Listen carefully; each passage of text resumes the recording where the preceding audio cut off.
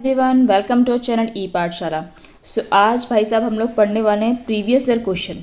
ठीक है, जैसा कि आप लोगों ने थंबनेल में देखा होगा हम लोग पीवाईक्यू पढ़ने वाले हैं। ठीक है, प्रीवियस ईयर क्वेश्चन ऑफ महिला पर्यवेक्षक। राइट, तो इससे भैया साहब दो फायदे होंगे। पहला फायदा, जो क्वेश्चन सिलेक्शन रोकते हैं, मतलब कभी कभी क्या होता है ये लोग ऐसे क्वेश्चन पूछ लेते हैं प्रीवियस ईयर से उठा के जिसका आंसर किसी को नहीं पता होता है। ठीक है, क्योंकि इतना वास्ट तो आप खुद पढ़ोगे नहीं कि इस योजना के अंतर्गत कितने लाभार्थी अभी हैं, या फिर ऐसा कुछ भी अगर बाई चांस क्वेश्चन आता है तो हर योजना का हमेशा नहीं पढ़ सकते। ठीक, मोर ओवर इससे आपका थोड़ा सा रिवीजन हो जाएगा। ठीक है, और आपका क्या होगा, आपको पता चलेगा कि भैया पढ़ना क्या है, आपको क्या पता चलेगा कि भैया साहब पढ़ना क्या है। ठीक है, सो इस वीडियो में मैं आपको बहुत ज़्यादा डिस्कशन नहीं करेंगे हम। ठीक है, क्योंकि आप लोगों को सिलेबस पता है ना, मतलब 200 नंबर का प्रश्न पत्र है, तो उसमें से पहले जो क्वेश्चन है, ठीक है, 4 पार्ट में डिवाइड है, तो ये 55 55 45 45 में डिवाइड है पार्ट्स। ठीक है, तो पहले उसमें 55 क्वेश्चन है, फिर 55 क्वेश्चन है, मतलब कुल मिला के हमको एक वीडियो में 200 क्वेश्चन क्या करना है, कवर करना है। अब भाई साहब 200 क्वेश्चन कवर करना है, मैं एक ही पे मतलब लेक्चर देने बढ़ गई तो हो गया काम। ठीक है, बहुत सारी चीज़ें ऐसी होंगी कि जो मुझे पता भी है तो मैं आपको उसमें लेक्चर नहीं दूंगी, आपको रटने का सजेशन दूंगी। ठीक है, क्योंकि यहाँ पे हमको वीडियो बहुत ज़्यादा लेंथी नहीं बनानी है, हमारा मेन ये है कि हम लोग पीवाईक्यू कवर कर लें। ओके, सो स्टार्ट करते हैं विद आवर फर्स्ट क्वेश्चन। ठीक है, पहला क्वेश्चन है हमारा, और मैं हिंदी में पढ़ाऊंगी। ठीक है, आप चाहे तो इंग्लिश में देख लीजिए। हाँ, कुछ कुछ वर्ड्स ऐसे रहेंगे जो मेरे को खुद को हिंदी में बहुत भयंकर लगते हैं, तो आपको इंग्लिश में बोल के बता दूंगी। ठीक है, आपसे पूछ रहा है, बाद की आयु में सर्वोच्च अस्थि द्रव्यमान एवं घनत्व प्राप्त करने और ऑस्टियोपोरोसिस के कारण होने वाले अस्थि भंग के जोखिम घटाने के लिए ब्रेन का पर्याप्त मात्रा आवश्यक है। कितना बेकार उन्होंने पूछा है। सीधा सीधा भाई साहब का बोलना ये था कि जब ऑस्टियोपोरोसिस होता है तो उस कमी को दूर करने के लिए, है ना, आपको क्या लेना चाहिए। तो क्वेश्चन को भी समझो, थोड़ा सा आपका लैंग्वेज वो देगा चुनौती आपको। ठीक है, उस चीज़ को समझो कि सीधी सीधी बात पूछी उसने कि ऑस्टियोपोरोसिस को कम करने के लिए, जोखिम घटाने के लिए खालिस्तान की पर्याप्त मात्रा आवश्यक है। अब सबसे पहले ऑस्टियोपोरोसिस क्या होता है, तो भैया ऑस्टियोपोरोसिस क्या होता है, जो आपकी हड्डियाँ होती है ना, हड्डियाँ ऑस्टियोपोरोसिस में क्या होती है, हड्डियाँ खोखली होने लगती हैं। ठीक है, उसका क्षरण होने लगता है कैल्शियम का। राइट, अब जैसे कि मैंने बताया, वो जो हड्डियां हैं वो किससे मिलके बनती है, कैल्शियम से, फास्फोरस से, और किससे मिलके बनती है, मैग्नीशियम भी होता है। जब वो उससे जुड़ता है ना मांसपेशियों से, तो उसमें ये भी होता है। तो मेनली हम कैल्शियम की बनी होती है। ठीक है, तो मुझे बताओ, ऑप्शन में आपको कैल्शियम दिख रहा है क्या, आप किसका इंटेक लोगे, हैं जिसकी कमी हो रही है उसी का इंटेक लोगे। राइट, तो क्या आपको यहाँ पे कैल्शियम दिख रहा है, इसको यहाँ करो यार, कैल्शियम दिख रहा है। हाँ, सी में हमको दिख रहा है कैल्शियम एंड एक्सरसाइज, कैल्शियम और व्यायाम से हम इसका कम कर सकते हैं। थोड़ा सा रिवाइज कर लो भैया साहब। आयरन की कमी से क्या होता है, एनीमिया होता है। आयरन की कमी दूर कैसे होती है, पालक की सब्जी वगैरह से। विटामिन सी की कमी से क्या होता है, स्कर्वी होता है। विटामिन सी की पूर्ति कैसे होगी, खट्टे फलों से होगी। ठीक है, उसके बाद आयरन की बात करें तो, अच्छा फॉलिक एसिड की बात करें तो फॉलिक एसिड से याद रखना, फॉलिक एसिड की गोलियां दी जाती हैं गर्भावस्था जैसी धारण करती है स्त्री उसको, क्योंकि फॉलिक एसिड जो होता है वो एम्ब्रियो को बनाने में हेल्प करता है। ठीक है, तो फॉलिक एसिड की बहुत आवश्यकता होती है, इसलिए महिलाओं को फॉलिक एसिड और कैल्शियम की गोलियाँ पहले मंथ से स्टार्ट कर दी जाती हैं। ठीक है, नेक्स्ट क्वेश्चन हमारा आता है, खालिस्तान के दौरान खनिजों की अपेक्षा विटामिन, विशेषकर घुलनशील जल में घुलनशील बी समूह के विटामिनों का ह्रास होता है। अब सीधा सीधा पूछ रहा है वो कि कौन सी प्रोसेस में विटामिन बी जो घुलनशील होता है जल में, सभी विटामिन बी घुलनशील है जल में, तो है ना। अच्छा, एक क्वेश्चन यहाँ पे उठ के आता है, दो चीज़ होती है, जल में घुलनशील और एक वसा में घुलनशील। तो जल में घुलनशील कौन है, बी और सी, बी विटामिन और विटामिन सी। और वसा में घुलनशील कौन है, एडेक, कौन है, एडेक। क्लियर है भाई साहब। अब विटामिन बी जो है वो जल में घुलनशील है, तो क्या होता है, किस प्रोसेस के दौरान विटामिन बी का ह्रास हो जाता है, विटामिन बी खत्म हो जाता है। खाना पकाने में, हाँ हो सकता है। खाने में, क्या तुम खाना चबा रहे हो और उसमें तुम्हारा विटामिन B12 का ह्रास हो रहा है क्या, तो फिर कैसे मिलेगा खाना, उसको सूंघोगे क्या, है ना। तो ऑब्वियस बात है खाना पकाने में हो रहा है। दूसरा क्वेश्चन देखें, ऑप्शन देखें, छूने में, कैसे छूने में विटामिन B12 होगा यार, ठीक है, तुम कोई जल परी तो हो नहीं कि जल में घुलनशील हो जाएगा वो, और नन ऑफ दिस तो आएगा नहीं। तो क्या आएगा इसका आंसर? खाना पकाने में, right. Next question. Next question हमारा आता है, नीचे हो जा भाई। अरे यार ये क्या हो जाता है, मेरे को समझ नहीं आता है ऐसा सिस्टम। अरे रुको 1 मिनट, है ना। हाँ, तो नेक्स्ट क्वेश्चन, थर्ड क्वेश्चन हमारा आता है कि पीडीएस क्या है। पीडीएस पब्लिक डिस्ट्रीब्यूशन सिस्टम, ठीक है। एक होता है भैया पीडीएस, ये योजनाएं चलती हैं, ठीक है। पब्लिक डिस्ट्रीब्यूशन सिस्टम हो गया, टारगेटेड पब्लिक डिस्ट्रीब्यूशन सिस्टम हो गया, ये 97 में आया था और ये 85 में आया था, 1985 और 1997 में, 97 में। और ये दोनों काम करते हैं भैया खाद्य सुरक्षा अधिनियम 2013 के उसमें, ठीक है। तो खाद्य सुरक्षा अधिनियम के तहत कार्य करते हैं। अब हम क्वेश्चन पढ़ लेते हैं, ठीक, कि भैया जन वितरण प्रणाली एक भारतीय खालिस्तान है, क्या है? खाद्य प्रबंधन प्रणाली, खाद्य उत्पादन प्रणाली, खाद्य सुरक्षा प्रणाली, बिल्कुल। तो ये आएगा खाद्य सुरक्षा प्रणाली, क्योंकि खाद्य सुरक्षा प्रणाली 2013 अधिनियम के अधीन ये उसके अनुसार ये कार्य कर रहे हैं, ठीक है। तो which option is correct? Our option food security system is correct. Next question आता है fourth, deficiency of fat and diet could lead to.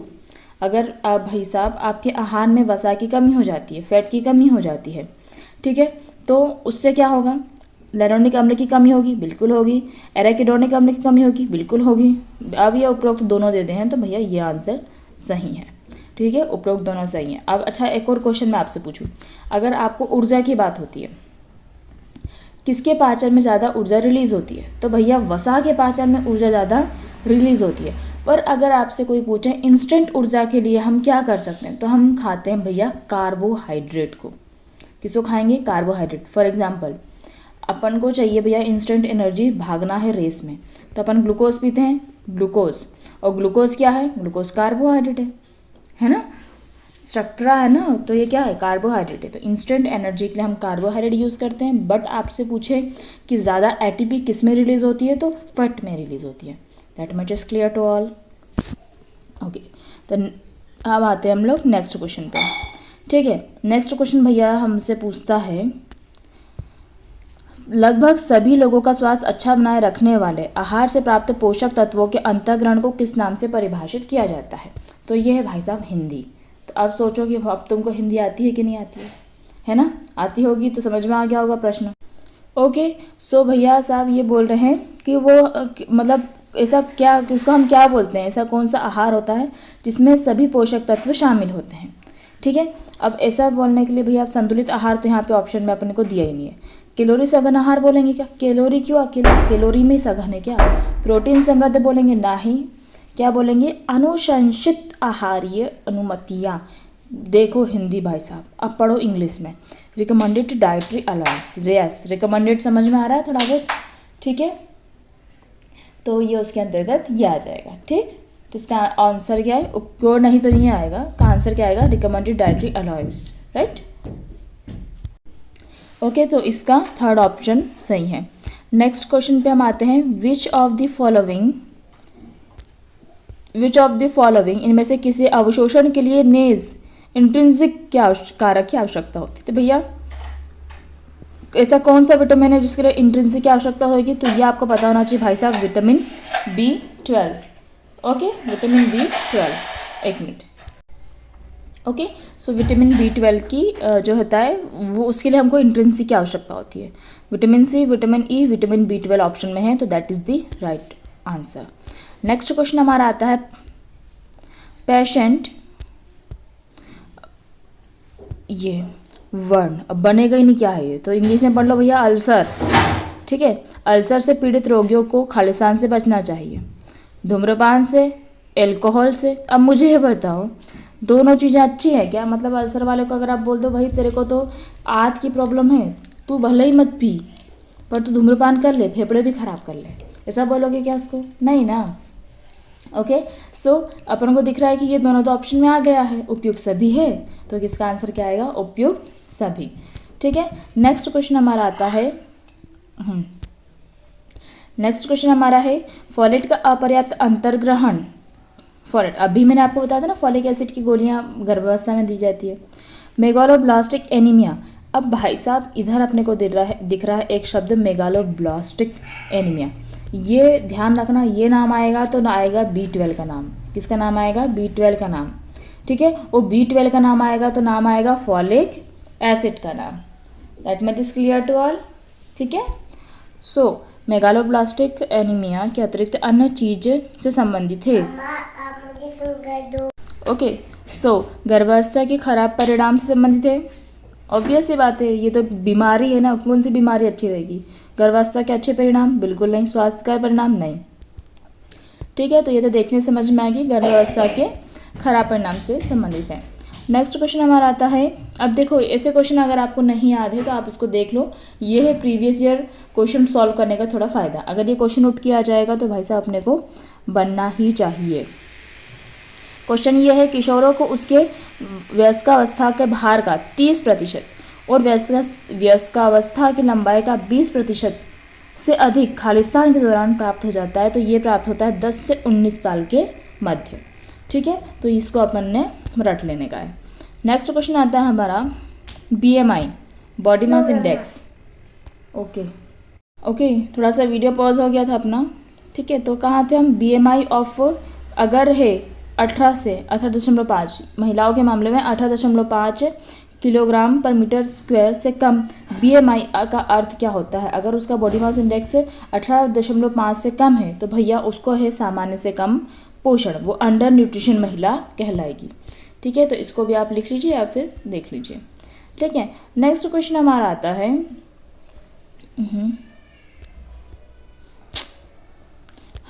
Next question हमारा आता है घेंगा। अब मुझे बताओ घेंगा रोग कहाँ से होता है? घेंगा को बोलते हैं भाई साहब गोइटर। ये होता है आयोडीन की कमी से। किससे होता है? आयोडीन की कमी से। ठीक है, और ये कौन सी ग्रंथि में होता है? थायराइड ग्लैंड में। किस में? थायराइड ग्लैंड में। ठीक है, तो थायराइड से याद करना, थायराइड ग्लैंड। और थायराइड ग्लैंड कहाँ होती है भैया? थायराइड ग्लैंड होती है अपने जो गला है। ठीक है, ये जैसे अपना गला है। ठीक है, तो ये गले की यहाँ पे पट्टियाँ चिपकाई है कभी? तो ये गले के यहाँ पे ऐसे 2 पेयर्स होते हैं। किसके? थायराइड ग्लैंड के। ठीक है, और इसके जस्ट अपोजिट साइड यहाँ पे होती है पैराथायराइड ग्लैंड, पीछे साइड होती है। ठीक है, तो थायराइड ग्लैंड समझ में आ गया। अब क्वेश्चन पढ़ लो। घेंगा और जड़ वामनता का कारण बनने वाली प्रमुख पोषक तत्व न्यूनता है। मतलब सीधी बात है, घेंगा रोग किस तत्व की कमी से होता है? तो अब भी बताया भाई साहब, आयरन की कमी से। राइट, नेक्स्ट क्वेश्चन हमारा आ जाता है क्रोनिक इन्फेक्शन। हिंदी में देख लो, हेपेटाइटिस सी का दीर्घकालीन संक्रमण खालिस्ता का कारण बनता है। अब हेपेटाइटिस सी जो है ना, उससे होता है भैया पीलिया। क्या होता है? पीलिया, है ना। हेपेटाइटिस सी इसको हम बोल सकते हैं पीलिया जैसा ही है पूरा भी।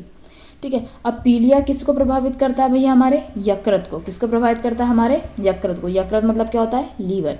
तो अगर पीलिया बहुत टाइम से आपको है, हेपेटाइटिस सी बहुत टाइम से आपको है, तो आपका कौन सा अंग प्रभावित होता है?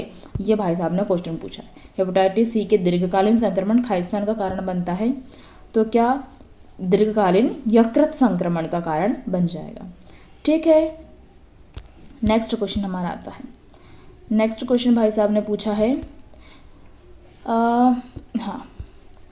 खालिस्तान से सार्वत्रिक प्रतिरक्षण कार्यक्रम में हेपेटाइटिस बी वैक्सीन को शामिल कर लिया गया। ठीक है, तो हेपेटाइटिस बी वैक्सीन को हमने कब शामिल किया? तो हेपेटाइटिस बी से याद करना 2, बी का में आता है 2 में आता है, ए के बाद बी 2, तो 2002 से हमने उसको चालू करते हैं। 2002-2003 इसका आंसर है। नेक्स्ट क्वेश्चन हमारा आता है, कुछ कैरोटीनॉइड जैसे लाइकोपिन हो गया एकल ऑक्सीजन के भक्षक होते हैं। ठीक है, लाइकोपिन क्या करते हैं? एकल ऑक्सीजन के भक्षक होते हैं और शक्तिशाली ब्लैंक प्रदान करते हैं। तो लाइकोपिन क्या है भैया? कैरोटीनॉइड है। ठीक है, तो लाइकोपिन क्या होता है?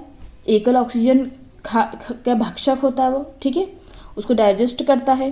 तो ये क्या करेगा इससे? मतलब किस चीज़ को ये बढ़ाएगा? तो ये एंटीऑक्सीडेंट गतिविधि करेगा। बिल्कुल करेगा ना यार, एंटीऑक्सीडेंट ही कहलाएगा ना ये। हानिकारक क्यों करेगा? अच्छा है ये तो, और ऑक्सीडेंट नहीं और उपयुक्त सभी भी नहीं। अब पहली बात तो देखो, उपयुक्त अगर आपको नहीं पता ये क्या है। ठीक है, यहाँ पे भाई साहब दे रहा है एंटीऑक्सीडेंट भी और यहाँ पे भाई साहब दे रहा है ऑक्सीडेंट भी। अब मुझे बताओ, उपयुक्त सभी तो पहले ही कट गया क्योंकि 2 तो एक दूसरे के अपोजिट ही है।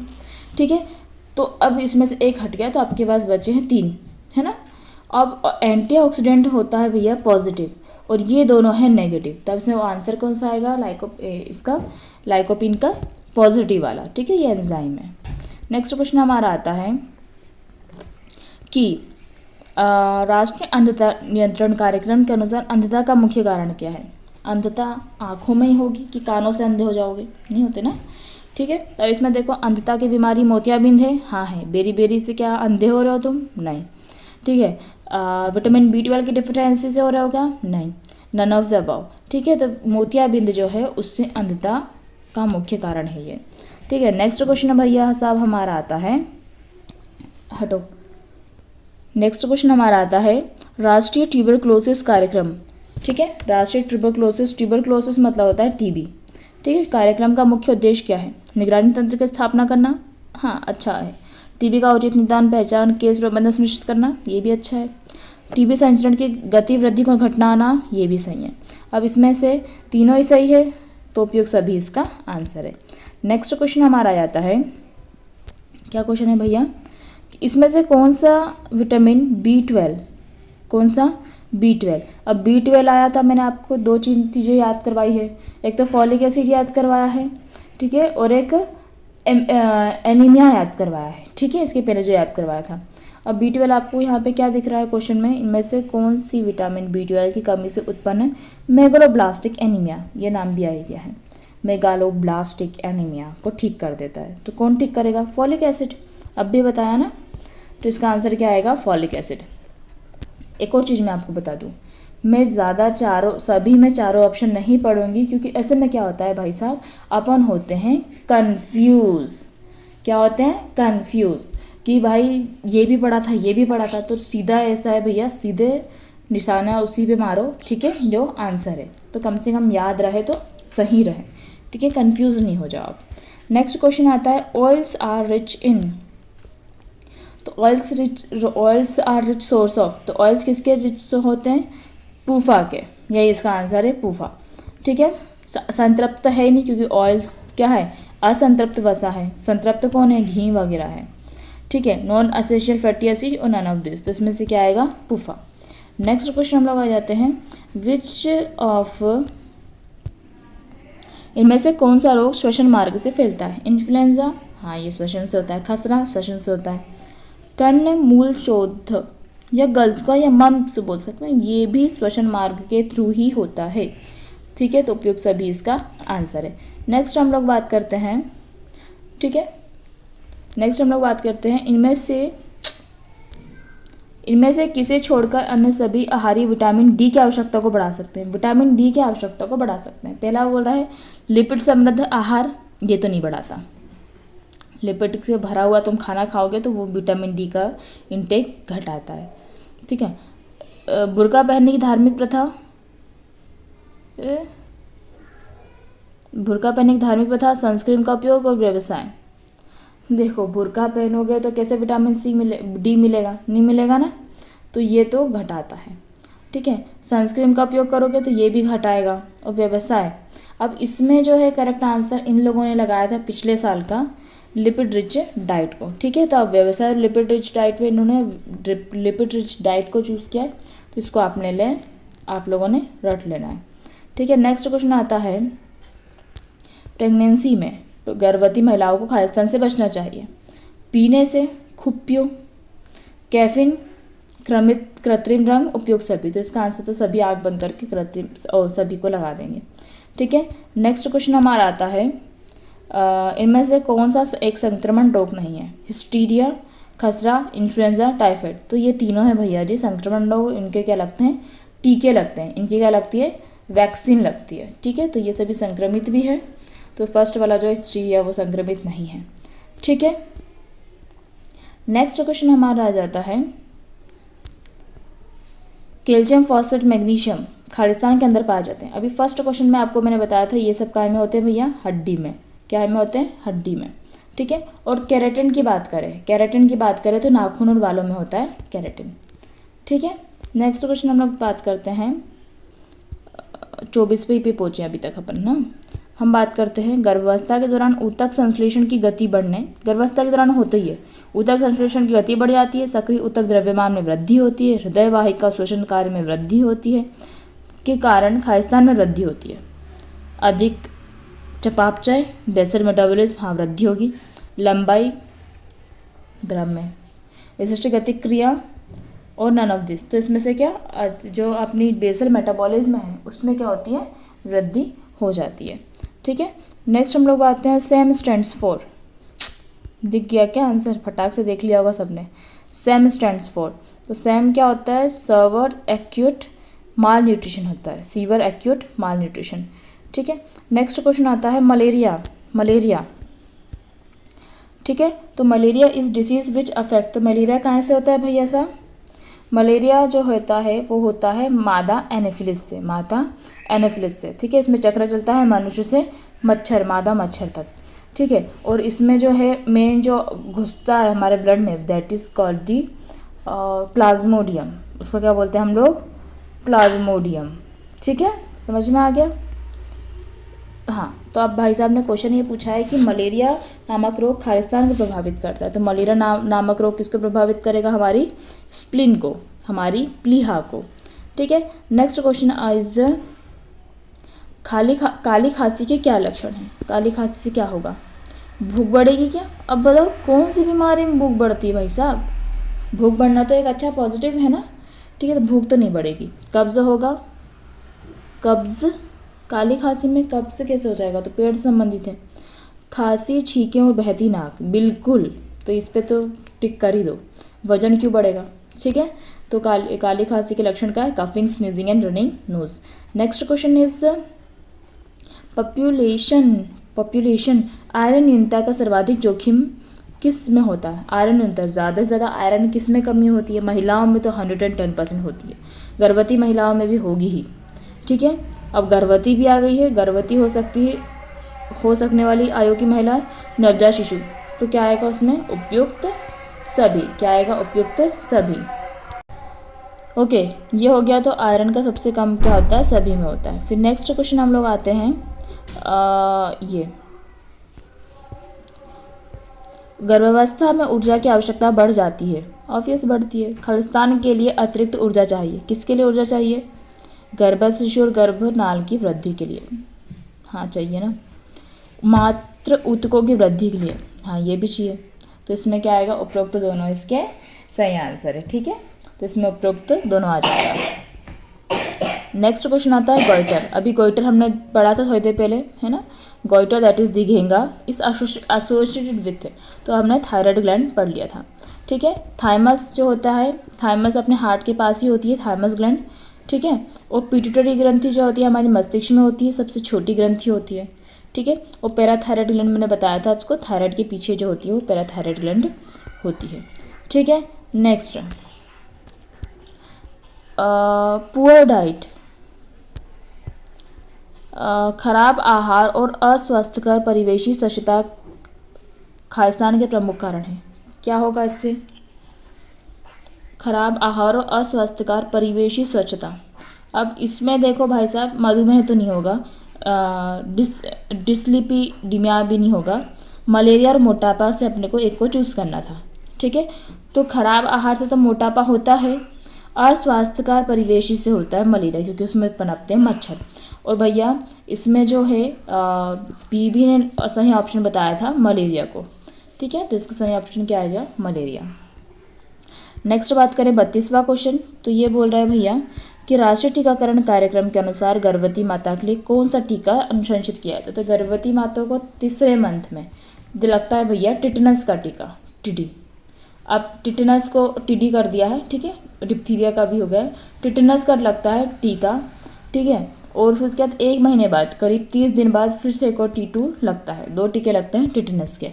ठीक है, तो हम देखते हैं यहाँ पे टिटनस है क्या, BCG का तो बच्चे में लगता है, जब वो पैदा होता है तब लगता है। रोटा वायरस बच्चे को टिटनस, हाँ तो टेटनस डाइऑक्साइड कब लगता है, महिला को लगता है, TT। ठीक है, क्लियर है। फिर नेक्स्ट क्वेश्चन है हमारा 33 की पौष्टिक व पोषक आहार जो सभी वृहद और सूक्ष्म पोषक तत्वों एवं खाद्य समूह की दृष्टि से संपूर्ण होता है। कुल मिला के ऐसा खाना जिसमें सब कुछ भरा हुआ है उसको क्या बोलेंगे हम? संतुलित आहार। ठीक। नेक्स्ट क्वेश्चन भैया हमारा है, नेक्स्ट क्वेश्चन हमारा क्या है? इनमें से कौन एक मच्छर वाहित रोग नहीं है? फाइलेरिया। अब मैं आपको इसमें से एक चीज़ बताऊं, जो फाइलेरिया है ना, फाइलेरिया भैया मच्छर से, देखो इसमें इसका आंसर है ना, मैं आपको सीधे आंसर बताती हूँ। इसमें से बोल रहा है मच्छर वाहित रोग नहीं है, तो नींद की बीमारी जो है ना सीसी मक्खी से होता है। किससे होता है? सीसी मक्खी से होता है। ठीक है, तो ये मक्खी है, ये मच्छर नहीं है। तो इसके आंसर जो है वो स्लीपिंग सिकनेस जिन्होंने दिया है। ठीक है, पीबी वालों ने। क्लियर है? डेंगू जो होता है वो एडिस मच्छर से होता है, मलेरिया जो है वो एनाफिलिस मच्छर से होता है। ठीक है, नेक्स्ट क्वेश्चन हम लोग होता है 35 का जो है क्वेश्चन है, कौन सा रोग जीवाणु संक्रमण रोग होता है? बैक्टीरिया से। तो बैक्टीरिया से होने वाला कौन सा रोग है इसमें? टिटनस तो है ही बैक्टीरिया से होने वाला, ट्राइटिक्रम बैक्टीरियम उसका नाम है। ठीक है, रेबीज जो होता है वो वायरस से होता है, मलेरिया जो होता है प्लाज्मोडियम, ये वायरस नहीं, मतलब ये बैक्टीरिया नहीं है। ठीक है, और कैंसर जो होता है वो सेल के असंक्रामक रोग है, और ये सेल्स के अनियंत्रित वृद्धि से हो जाता है कैंसर। ठीक है, तो इसका सही आंसर क्या आएगा? टेटनस, क्योंकि ये किससे होता है? बैक्टीरिया से। नेक्स्ट क्वेश्चन हम लोग आते हैं, वे आहारीय कारक जो आयरन अवशोषण घटा देते हैं, आयरन का अवशोषण घटाते हैं। आंतों की गतिशीलता का अधिक होना, ठीक है, फॉलेट और ऑक्सलेट की उपस्थिति होना, और हाइड्रिया होना। ठीक है, तो ये तीनों ही जो है वो आयरन की डिफिशियंसी करते हैं, आयरन के अवशोषण को घटाते हैं। तो उपरोक्त सभी इसका आंसर है। नेक्स्ट की हम बात करें, क्या है? ब्लैंक स्वास्थ्य पेशेवरों द्वारा पंचभोजन समूह प्रणाली का उपयोग किया जाता है। किसके द्वारा कर रहे हैं? पोषण संबंधी आकलन जांच के साधन के रूप में, पोषण संबंधी परामर्श साधन के रूप में, रोगी के उपचारात्मक आहार समझने के लिए, तो उपयुक्त सभी। तो इसका आंसर क्या आ जाएगा भैया? उपयुक्त सभी। सब कुछ अच्छा लगे ना तो उपयुक्त सभी इसका आंसर रहेगा। नेक्स्ट क्वेश्चन हम लोगों का आता है, जो कि आपको नहीं पता हो तो आप रट लो अभी से, कि आयोडीन न्यूनता विकार की रोकथाम के लिए आयोडीन की संपूर्ण न्यूनतम साझा वित्त मात्रा कितने है? मतलब प्रतिदिन हमको कितना आयोडीन इंटेक लेना है? तो 100 से 150 माइक्रोग्राम जो हमको आयोडीन लेना होता है। ठीक है, नेक्स्ट क्वेश्चन हमारा आता है कि अर्धवार्षिक क्रमी मुक्ति योजना जो साप्ताहिक आयरन और फॉलिक अम्ल संपूर्ण योजना का घटक है, एल्बेंडाजोल की ब्लैंक मात्रा प्रदान करती है। तो एल्बेंडाजोल की 400 किलोग्राम और मिलीग्राम मात्रा प्रदान करती है। ठीक है, तो इसको भी आप रट लो। फिर नेक्स्ट क्वेश्चन हमारा आता है, इनमें से कौन सा पोषक तत्व अधिक ऊर्जा प्रदान करता है? तो अधिक ऊर्जा कौन देगा? फैट। कौन देगा? फैट। ठीक है, इंस्टेंट ऊर्जा कौन देगा? कार्बोहाइड्रेट। एमएमआर का प्रतिरक्षण के लिए आवश्यक न्यूनतम आयु। तो एमएमआर भैया टीका है, मीजल लगता है लगभग 10वें महीने में लगता है। ठीक है, अब देखो इसमें ऑप्शन क्या दिख रहे हैं अपन को? 12, 10 तो है ही नहीं, इसमें ऑप्शन ही नहीं है। ठीक है, तो अब देखो 10 के बाद ही लगता है, तो मतलब 12 से 18 माह इसका ऑप्शन है। जन्म में कि तुरंत बाद नहीं लगता, 3 से 5 माह में पहले लग ही नहीं सकता, 6 से 8 सप्ताह में नहीं लगता, क्योंकि 10 मंथ उसमें न्यूनतम आयु होती है। तो एमएमआर के टीके के लिए 12 से 18 माह की आयु ठीक है। ठीक है, नेक्स्ट 42वां क्वेश्चन आता है आपका, आहार में अत्यधिक सरल कार्बोहाइड्रेट, बहुत ज़्यादा सरल कार्बोहाइड्रेट होने से क्या होगा? तो भैया उससे होता है अपना मोटापा। क्या होता है? मोटापा। नेक्स्ट क्वेश्चन हम लोग आते हैं, मेगालोब्लास्टिक एनीमिया। अभी मेगालोब्लास्टिक एनीमिया 100 बार पढ़ लिया है, B12 पढ़ लिया है, फॉलिक एसिड पढ़ लिया है। तो मेगालोब्लास्टिक एनीमिया किसी कमी से होता है? तो फॉलिक एसिड की कमी से होता है। ठीक, नेक्स्ट क्वेश्चन, RDA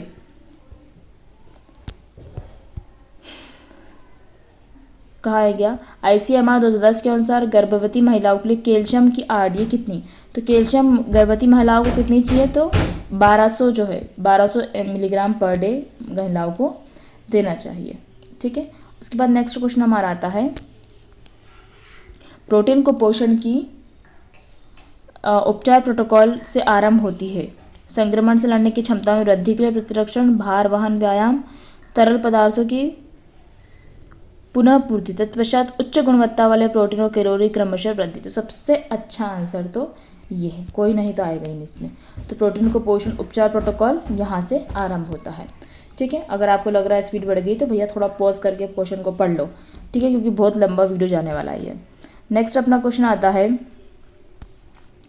कि विश्व स्वास्थ्य संगठन ने भारत के लिए वर्ष 2015 में टीबी का आंकड़ा 2015 में टीबी का आंकड़ा कितना था? तो भैया टीबी का आंकड़ा था 2.2 मिलियन, दैट इज 2 लाख मामले थे हमारे यहाँ टीबी के 2015 में। नेक्स्ट क्वेश्चन हमारा आता है ICDS खाद्य संपूर्ण योजना के अंतर्गत गर्भवती महिला या स्तनपान करा रही महिलाओं के लिए राशन घर ले जाओ में कितना कैलोरी दिया जाता है? तो भैया देते हैं हम लोग 600 किलो कैलोरी का देते हैं। ठीक है, महिला जो गर्भवती महिला है और जो स्तनपान करा रही महिला जिसको बोलते हैं हम धात्री महिला। ठीक है, नेक्स्ट क्वेश्चन हमारा आता है अंतरकाशी, बिल्कुल समझ ही नहीं आएगा। तो इंटरस्टिशियल स्पेसेस, तो accumulation of water in interstitial spaces, हड्डियों के बीच में जब पानी भरा जाता है, हड्डियों में पानी भरा जाता है तो उसको बोलते हैं एडिमा। क्या बोलते हैं? एडिमा। ठीक है, फिर नेक्स्ट क्वेश्चन हमारा आता है मेनिंजाइटिस। तो मेनिंजाइटिस क्या है भाई? मेनिंजाइटिस बीमारी है मस्तिष्क की। ठीक है, मेनिंजाइटिस किसके कारण होता है? तो मेनिंजाइटिस भैया होता है किसी कारण, मेनिंजोकोकस के कारण। किसके कारण होता है? मेनिंजोकोकस के कारण। नेक्स्ट क्वेश्चन हमारा आता है इसे धूप में मिलने वाला विटामिन, आंख बंद करके लगाओ, विटामिन डी धूप से मिलता है। इसका विटामिन डी धूप के अलावा मछली के तेल से भी मिलता है। ठीक है, नेक्स्ट क्वेश्चन। ओके, सो ये हमारा हो जाएगा विटामिन डी। नेक्स्ट क्वेश्चन हमारा आता है 51 वाला, 55 है। ठीक है, इसमें मोटापे की जटिलताओं में से किसे छोड़कर अन्य सभी शामिल है? मोटापे में हृदय की धमनी के रोग होते हैं, बिल्कुल होते हैं। मोटापे में आर्थराइटिस, घुटनों में दर्द होता है। मोटापे में अवरोधी निद्रा होती है, खर्राटे लेते हैं मोटे लोग। ठीक है, होती है। मोटापे में टाइप 1 का मधुमेह नहीं होता है। ठीक है, तो ये इसका आंसर है। नेक्स्ट क्वेश्चन हमारा आता है अगर पोषण स्थिति में कि इसमें से किस जैव रासायनिक माप, कौन सी जैव रासायनिक माप के द्वारा सामान्य से अधिक पोषण की अवस्था का पता लगा जाने की संभावना सर्वाधिक होती है? तो अगर ये नहीं पता हो भैया आपको तो इसका आंसर है भैया सीरम LDL। क्या है? सीरम LDL इसका आंसर है। फिर नेक्स्ट क्वेश्चन हम आता है 53, जन्म के समय कम भार न केवल उच्च नवजात शिशु मृत्यु दर से बल्कि खालिस्तान से भी संबंधित है। दीर्घकालीन स्वास्थ्य दुष्परिणाम भी हो सकते हैं, प्रतिरक्षा शक्ति घट भी सकती है, पोषक तत्वों की कमी भी हो सकती है। तो तीनों आएंगे इसके उपयुक्त सभी। 54 का है मून फेस। मून फेस चंद्रमुख खालिस्तान का लक्षण है। तो यह है क्वाशरकोर। ठीक है, तो मून चंद्रमुख जो है वो इसका, मून फेस जो है इसका लक्षण है क्वाशरकोर का। ठीक है, नेक्स्ट क्वेश्चन और लास्ट क्वेश्चन इस पार्ट का हमारा है कि भाई साहब स्वस्थ बच्चे का भार खालिस्तान की आयु में जन्म के समय के भार का दोगुना हो जाता है। मतलब जन्म के समय अगर उसका 3 किलो वजन था तो फिर उसका दोगुना मतलब 6 किलो का वो हो जाएगा 6 महीने में। ठीक है, तो 6 महीने में नॉर्मल जो अगर स्वस्थ बच्चा है तो उसका वजन क्या होता है? डबल हो जाता है। Right, next question. हाँ, अब नेक्स्ट हमारा पार्ट आ जाएगा तो फर्स्ट से स्टार्ट होगा। इसमें मैथ्स रीजनिंग वगैरह आपका आएगा। ठीक है, इसमें आपका है general knowledge and logical ability. Right, तो इसमें रीजनिंग वगैरह भी हम लोग देखेंगे। फर्स्ट क्वेश्चन इसमें हमारा